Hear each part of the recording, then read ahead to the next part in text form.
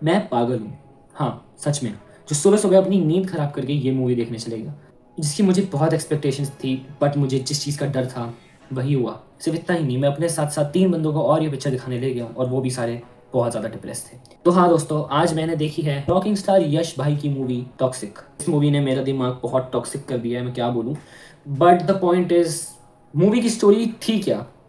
मैं सीरियसली मैं तुम्हें बताऊं, कोई भी पता नहीं कर सकता कि इस मूवी की जेन्युइनली में स्टोरी क्या है, क्योंकि मूवी की स्टोरी है ही नहीं कुछ। फर्स्ट हाफ मूवी की कुछ और कहानी है, सेकंड हाफ कुछ और कहानी है और एंड आते आते तो एकदम ही अलग कहानी है। तो चलो मैं इसके पॉजिटिव्स की बात करता हूँ, क्योंकि वो बहुत जल्दी खत्म हो जाएंगे। मूवी का बैकग्राउंड म्यूजिक जेन्युइनली कमाल है, ऑफ कोर्स हर साउथ की मूवी में होता ही होता है। मूवी में एक्शन सीक्वेंस कई जगह पे बहुत ही अच्छे हैं एंड मूवी में कुछ एक्टर्स की परफॉर्मेंसेस अच्छी हैं एंड एक्ट्रेसेस की परफॉर्मेंस एक्टर्स से भी ज़्यादा अच्छी है। दूसरा, इस मूवी में स्टाइल, कलर, सिनेमाटोग्राफी, ये सारी चीज़ें मूवी में डाली तो गई हैं, अच्छी भी लगती है, बट कुछ फील नहीं होता कि आप सच में अच्छा सिनेमा देख रहे हो, क्योंकि मूवी का प्लॉट, कुछ मूवी की स्टोरी ऐसी है कि ये सारी चीज़ें ऐसा लगता है कि एक अच्छा आर्ट एक बहुत गलत जगह पे यूज़ हो रहा है। एंड आई वॉज लाइक, चल क्या रहा है इस मूवी में? इस मूवी के dialogues is like way too cringy. अपना जो यश भाई है इस मूवी में, जिसका नाम राया है, पूरी मूवी में ये बंदा राइम स्कीम के थ्रू बात करता है।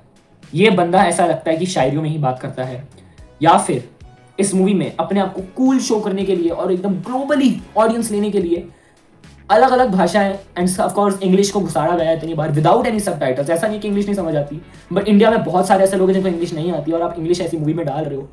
तो मेरे को तो ये समझ नहीं आ रहा, जो मूवी हाइप के चक्कर में, फैंडम के चक्कर में, सीटियां मारने के चक्कर में बिक रही है, उसके अंदर आप इंग्लिश चीजें, इंग्लिश डायलॉग्स डाल के अपने आप को कूल शो करना, 1947 का पोर्टुगीज गोवा वाला टाइम पीरियड दिखाने की कोशिश क्यों कर रहे हो? या तो आप दिखा रहे हो तो सबटाइटल डालो, लोगों को कुछ नहीं समझ आएगा कि मूवी में चल क्या रहा है। सबसे बड़ी बात, इस मूवी में आपने पलक झिपकाई तो आपको समझ नहीं आएगा कि अगले सीन में क्या हो रहा है। ये मूवी इतनी तेज भागती है, किसी भी कैरेक्टर को ढंग से एक्सप्लेन नहीं करती। एक के बाद कोई ना कोई कैरेक्टर इस मूवी में लॉन्च होता रहता है एंड 3-4 मिनट के बाद उस बंदे के सर पे गोली लग चुकी होती है। पता नहीं वो कौन था, अभी बिजनेस डील कर रहा था अभी मर गया, अभी बिजनेस डील कर रहा था ये बंदा अभी मर गया।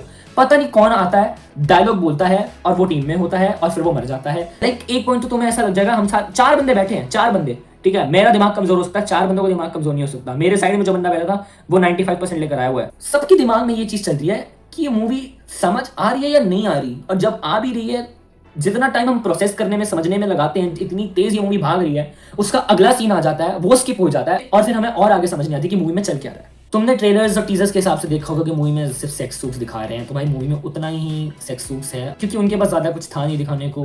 गीतू मोहनदास जो इस मूवी की डायरेक्टर है, कौन सी अपनी डार्क डार्क फैंटेसीज लेकर आई थी कि लड़की अभी बॉम्ब लेकर आई है, बॉम्ब उतार दिया उसने और बॉम्ब उतारते ही चलो करो अब। आई नो मूवी ये बोलती है it's a fairy tale for grown ups, but the point is कि ये ग्रोन अप मूवी है ही नहीं, क्योंकि ये ऐसा लगता है किसी बच्चे ने मूवी लिखी है। ये इसकी माँ थी, ये उसका बेटा, ये बदला लेगा, इसकी बहन, उसका ये। ओके, अब बताओ कि इस फिल्म में नया क्या था? मैं देख आया, नया क्या दिखाया तुमने?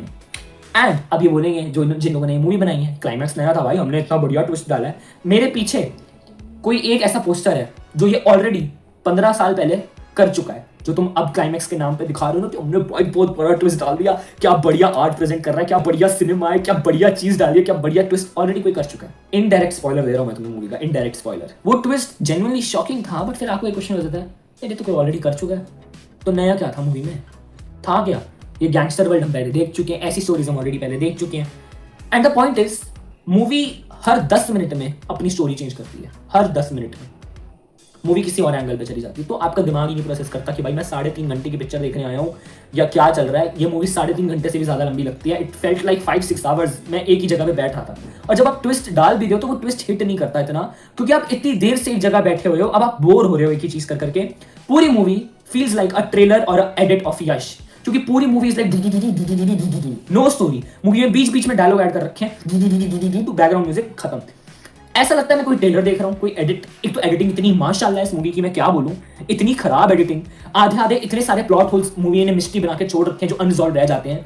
कोई बंदा डूब रहा है, कट अगला सीन, बंदा जिंदा कैसे बाहर आ गया। एक लड़की को कुछ गुंडों ने पकड़ रखा है, कट अगला सीन, गुंडों से छूट के कैसे बाहर आ गई। ये मूवी सिर्फ और सिर्फ ऑडियंस रिएक्शंस और यश के फैंस के तौर पे चलती है, क्योंकि मैं खुद ये मूवी देख कर आया हूँ। मूवी में कुछ ऐसा नहीं था, लेकिन जब जब यश कुछ भी डायलॉग मारता है या गन चलाता है तो लोगों को पता नहीं कौन सी ऐसी चबियां गिली हो जाती है, जो चिल्ला के हूटेंगे, सीटियों पे सीटियां बजती रहती हैं। इवन मैं भी सीटियां मार रहा था। ठीक है, मजे करो, चलाओ, ठीक है, बट भाई इतना किसी को स्टारडम देना, अगर तुम किसी और मूवी के लिए भी दो तो मुझे समझ आता है कि बहुत बढ़िया रोल हो, कोई बहुत बढ़िया मूवी हो, और ऐसा यश की कोई पूरी मूवी में परफॉर्मेंस दिख ही नहीं रही, क्योंकि पूरी मूवी में तो इसमें परफॉर्मेंस क्या दिख रही है, कोई परफॉर्मेंस दिख नहीं रही। केजीएफ में फिर एक्टिंग दिख रही थी, वायलेंस वायलेंस वाला डायलॉग ले लो या कोई और मूवी ले लो, दिखती है, बट यहाँ क्या दिख रही थी? तुमने यहाँ ऐसा इतना हाइप क्यों क्रिएट किया? जो पता नहीं ऑडियंस क्या सोच के आई थी मूवी देखने की, भाई हमें तो बच्चे लाना है, सीटियां मारने, और लोग मार भी रहे थे, बट नेवर माइंड, उस पर इतनी बात नहीं करते। जब इस मूवी को टाइम हो जाएगा ना, मैं जेन्युइनली बता रहा हूँ, इस पर बहुत डिटेल स्पॉइलर टॉक बनाऊंगा और इसकी स्टोरी समझ के तुम्हें समझाने की कोशिश करूंगा कि मूवी में था क्या, क्योंकि मुझे खुद समझ नहीं आया कि मूवी ऐसे बाउंसर गई है ना कभी कभार, कि दिखाने की कोशिश क्या थी मूवी की, और क्यों बनाई थी भाई ये फिल्म, क्यों बनाई थी? लाइक एक्सपेरिमेंट कर रहा था, या फिर एक्टर्स को भी पता था? इवन तारा सुतारिया ये फिल्म क्यों कर रही थी मुझे नहीं पता, आई गेस उसको खुद एक एक्सपेरिमेंटल रोल करना था कुछ वैसे टाइप का।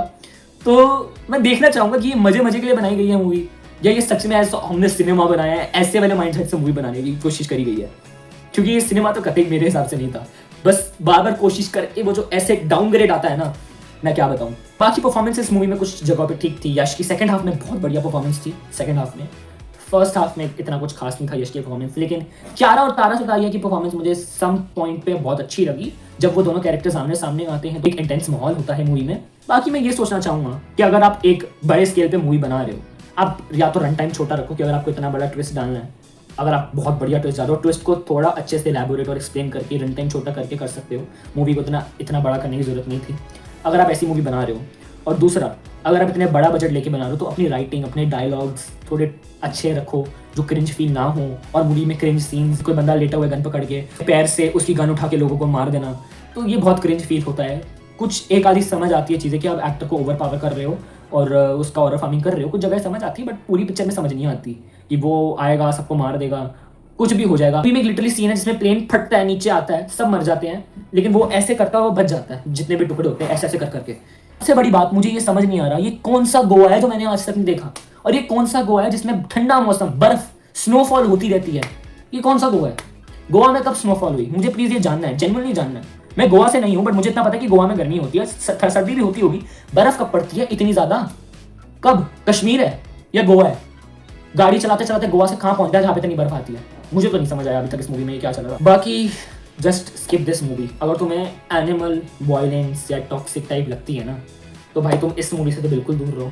आज के लिए बस इतना ही, मिलते हैं अगली वीडियो में। आई होप कि अगली मूवी कोई मैं देखूँ और इस पर रिव्यू डालूँ तो मूवी बेटर निकले। बाकी मेरा सर तो बहुत घूम चुका है, खाली पेट मूवी देख कर आया हूँ सुबह सुबह। मिलते हैं अगली वीडियो में, तब तक के लिए बाय बाय।